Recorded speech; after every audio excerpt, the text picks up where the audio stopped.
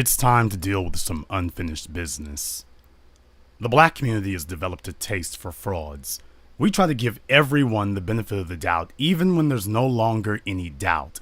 And there are people who've used that to take advantage of us. Over 4 months ago, I released a definitive statement on one of the most well-known internet frauds in Black America, Tommy Sotomayor. And his own actions after the release of that video further cemented my claims. And I can now tell you all that I placed a few well-laid traps in that video that the fraud, known as TJ Sotomayor, and his gullible followers fell for hook, line, and sinker. In my video, The Lie Machine, I explained how Tommy lied about TV1 making him the host of their documentary program Celebrity Crime Files. I showed that Tommy said he'd done the filming with an outfit called Mad Dog Studios. The Yellow Pages makes it clear there's only one Mad Dog Studios in the entire state of California, but that it's a music studio, not a television production studio. When I put up the screenshot from the Yellow Pages, I could have removed the listing right under Mad Dog Studios that said Mad Dog Video, but I knew that a pathological con man and liar like Tommy couldn't resist trying to weasel his way out of this with yet another lie. He predictably went immediately to Facebook and gave everyone a link to what he said was, quote, Mad Dog Studios, but the link took you to Mad Dog Video. Many of his deluded followers simply refused to accept the reality that he had not misspoken and that he meant what he was saying and typing, and these simple-minded suckers started repeating his lie right on cue. Well, now they all look as foolish as they are, because if you had bothered to actually go to Mad Dog Video's website, they clearly post for you all the TV networks they've done work for. And it's not simply listed by parent company. They list the individual network stations. Practically all their work are short television commercial spots, but the real point is that they've done no work for TV1. And just in case anyone wants to try to retreat to the deception that perhaps their website is an error or they just forgot to list TV1 on their site, let's talk to Mad Dog Video themselves. This is Eric. Can I help you with something? Yeah, I was calling to ask, I spoke to Al yesterday. I'm doing a documentary. We're thinking of doing something like Celebrity Crime Files, like on TV1. Have you done anything with TV1 before? I don't know TV1, no. Okay. Or is that a Michael question? No, I can help you. I mean, of course Okay. there is. I mean, Mad Dog is my company. Michael works with us. He pretty much runs the bookings over here along with me. Okay. So either one of us can help you. When you defend a fraud, you come out looking like a fool and a fraud yourself. During the Lie Machine video, I repeatedly said that Tommy had presented no proof that he was actually even working on a documentary. Now, common sense and credibility would dictate that if someone says something like this about you, you would simply put up a short video clip and debunk them. But that's not what Tommy did. For the next 48 hours, he put up no less than 4 videos name-calling and hurling profane insults at me. His regular peanut gallery of immature sycophants found it all highly entertaining, but there's one thing missing: the proof that he claimed he had.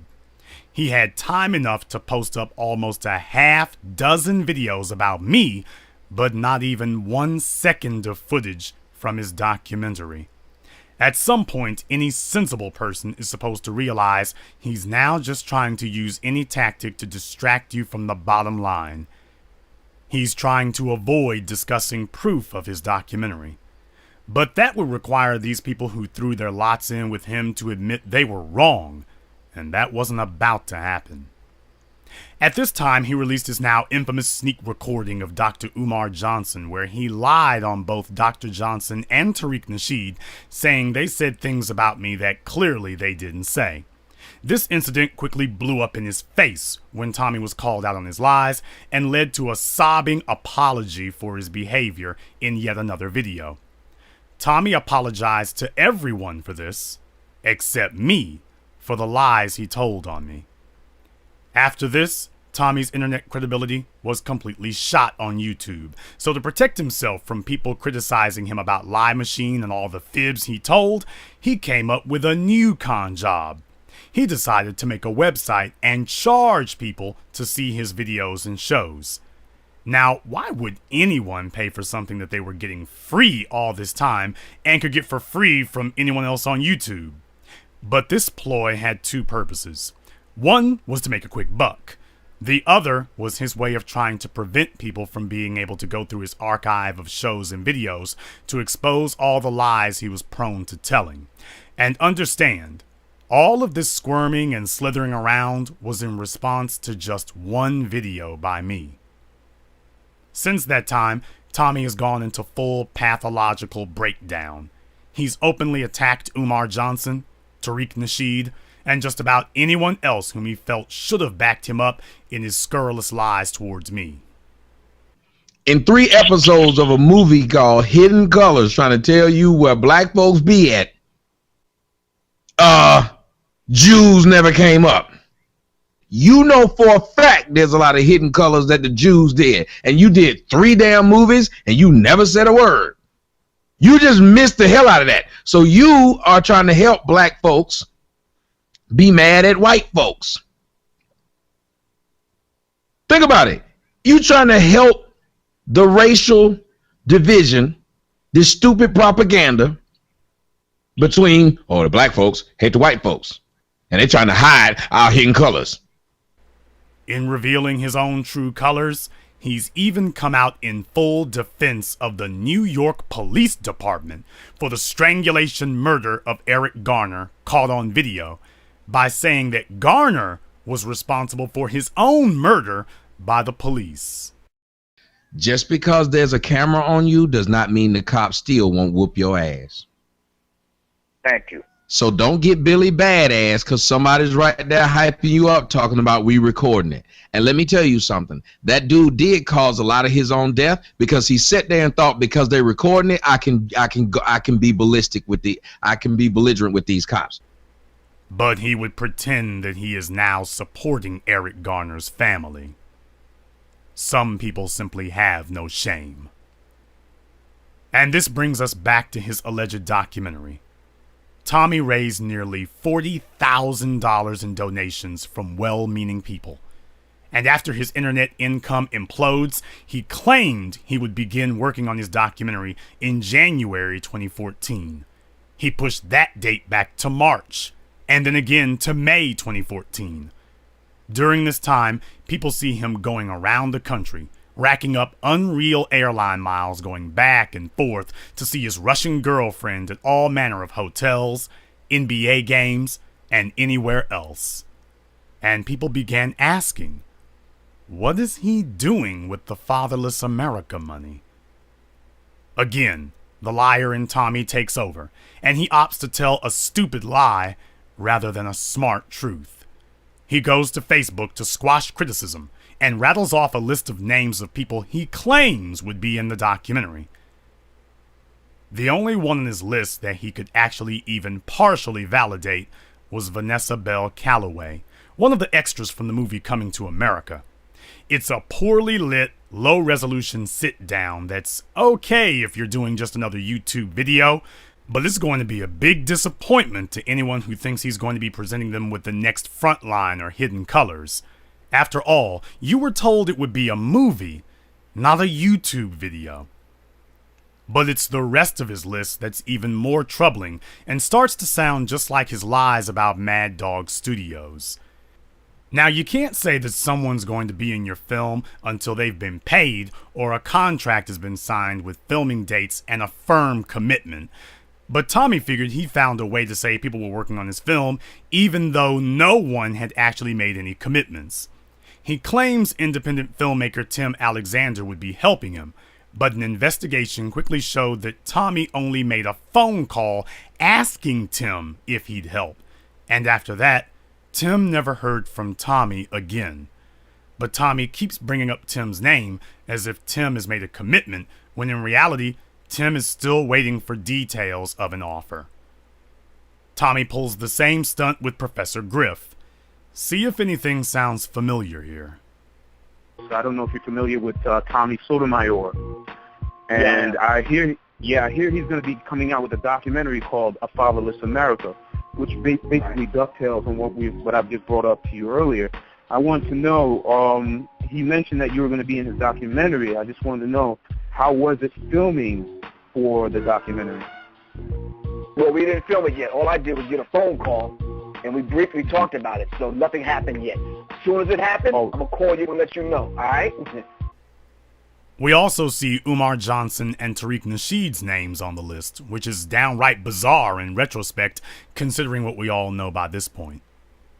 From Mad Dog Studios, to Tim Alexander, to Professor Griff, and beyond, Tommy thinks that he will tell any lie he needs to in order to save his hide in the moment, and hope that no one remembers or cares once the truth is exposed down the road. And that's where the story takes its most disgusting turn to date. After all the hypocrisy, all the false promises, all the lying, all the scamming, all the evasion and con artistry, the final insult is here. Last Friday, during his radio show, Tommy stated that even though he claims he hasn't been squandering the money he was given, that he now wants to do another crowdfunding for his documentary. That's right, a second crowdfunding for the same documentary, even though he got twice as much as he was asking for the first time. And to add insult to injury, he's claiming that it isn't him who wants to do another fundraiser, that it's actually all his listeners who are pleading with him to do one, even though they all have the ability to give directly at his website now. He says it's all of you who are asking to donate, but that you told him you prefer to give through Indiegogo. And like I said, we're going to put it back up because people are asking to do another one of the things. A lot of people are asking. I'm like, I don't want to do one of those when I already have a website. But apparently people like donating to this whole Indiegogo thing. I just assumed if you have a website, they donate it there. You can see what it is. So I don't have the things up there.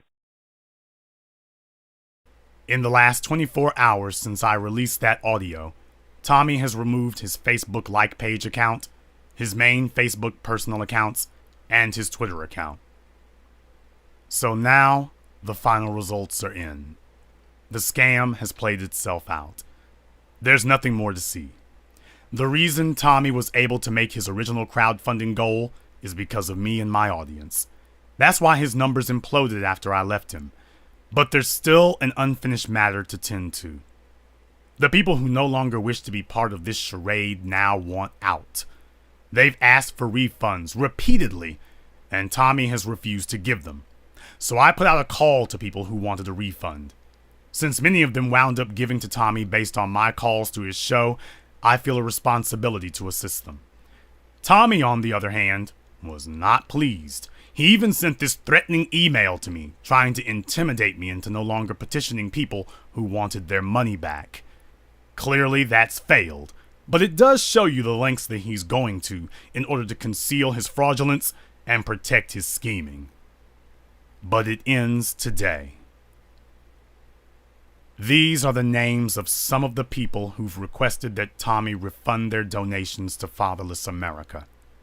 These are good people who donated to him because they see what's wrong in Black America today, and they sincerely want to fix it. So they gave to someone they didn't know in the hopes that their taking action would help lead to change. And instead, these people were misused and abused by an internet con man who boldly preached the truth while quietly stealing their money. And my biggest fear is that con men and liars like Tommy Sotomayor will make it harder for legitimate Black people to use this new advent of crowdfunding to accomplish things. It's taken so long for Black people to begin to believe in one another again, and something like this would be just the thing to make us regress into our old, distrustful ways. And I hope that my efforts will do something to help make sure that doesn't happen. And so I'm going to stand up now and do what I can to help these people. Incredibly enough, my efforts to make sure people didn't get defrauded were met with opposition by some, I'm not sure how many of you are eager and chomping at the bit to willingly pay for someone else's cocaine and strip club habit, but I don't agree with these people at all. And that is not what people who donated to Tommy thought they were doing. And I'm not going to allow this to go any further. Tommy, I am now directly addressing you.